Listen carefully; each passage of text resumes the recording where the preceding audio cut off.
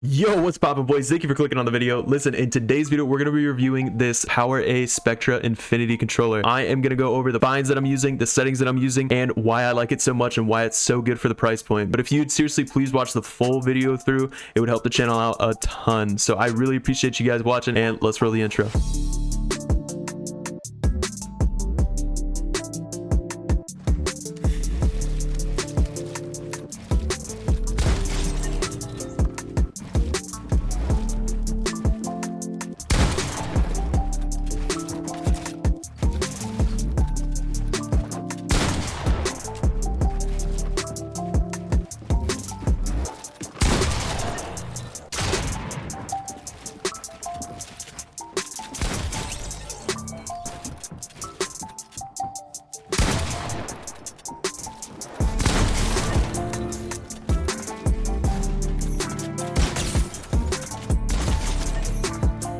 Alrighty, boys, let's go ahead and dive into this controller. So what you get out of the box is just this and the cord that plugs right into your PC. This thing is a wired controller. You can't have it wireless. So the first thing you notice whenever picking up this controller is it is kind of light and the build quality is on the cheaper side. Now, that is not to say that this controller isn't comfortable or that it doesn't perform well. The D-pad feels good. The buttons feel good. They are just like the regular Xbox controllers. The only thing that is different is that the bumpers and the triggers do feel a little bit cheaper, but they still click very nicely. I like the click on them. Actually, I like the click on them better than the regular Xbox controllers. It feels really nice. Now, the joysticks on this controller feel amazing, and it's actually really good for this price point. And the clicks on both of the sticks feel pretty good as well. They're a little stiff, but I do edit with down left stick, and I have no problems at all. All right, so now let's talk about the back of the controller. So you have two buttons on the back that are placed perfectly for where my hands rest. They're super comfortable, really clicky, and I haven't had any issues at all with them. And this controller also has trigger stops, which I was not expecting because this controller is so cheap. There's 3 tiers. This one is on the lowest tier, which is a regular Xbox throw, and then this one is on the highest tier. So you can see the difference right there. And I use them. They're actually pretty solid, I'm not gonna lie. And there's 2 more buttons on the back of the controller. The top one is to program these back 2 paddles. It's super simple. You just press and hold this, press A, and then you press whichever button you want A to go to or any other bind. And then the bottom one is for the LEDs on the front of the controller. So if you press and hold the LED button on the back, you can cycle through by pressing the right stick. You can cycle through the sections of the controller,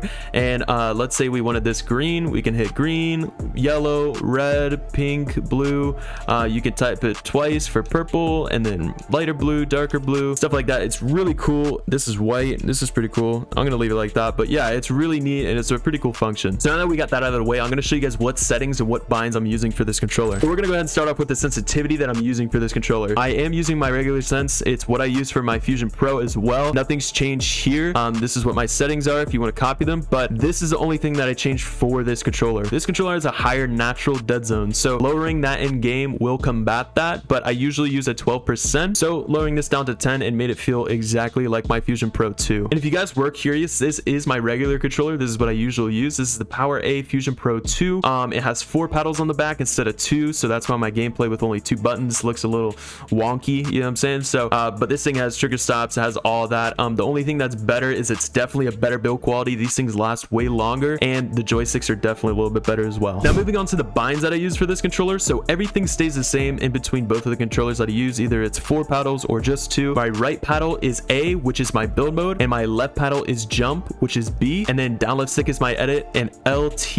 is my confirm. So everything I do without taking my thumb off the joystick unless I have to reload or press my pickaxe button. And these binds are very similar to what my friend Slight uses. He has a 2 paddle controller. It's the Astro C40, and he has 2 buttons on the back just like me, and I got a little bit of inspiration from him, so definitely go check him out down in the description. I'll leave a link to his channel. And Slate is one of the most mechanical controller players out there, and he does really well on these binds, so I highly recommend them. And here's my build controls and my edit controls. I do reset with the right bumper, and I confirm with LT, so I edit, reset, and confirm just like that. And yeah, so there's the rest of those. Yo, boys, if you're still playing non-claw and you want to get into a controller with paddles, I highly recommend you cop this controller. It's a good starter controller, and if you want to move up, you can always upgrade. This thing's only 40 bucks, so it won't break the bank either, and it's actually pretty decent for the price. And I did just want to throw this out there. This is a non-biased review, so this is my honest opinion. I do truly think this thing is pretty good. But yo, listen, if you made it to this far in the video, go down into the comments section and comment 30K. I want to see who the real ones are and who actually watches my full videos. And if you do like my content and want to support me further, come over to the item shop and use code TAKEOFF just like that.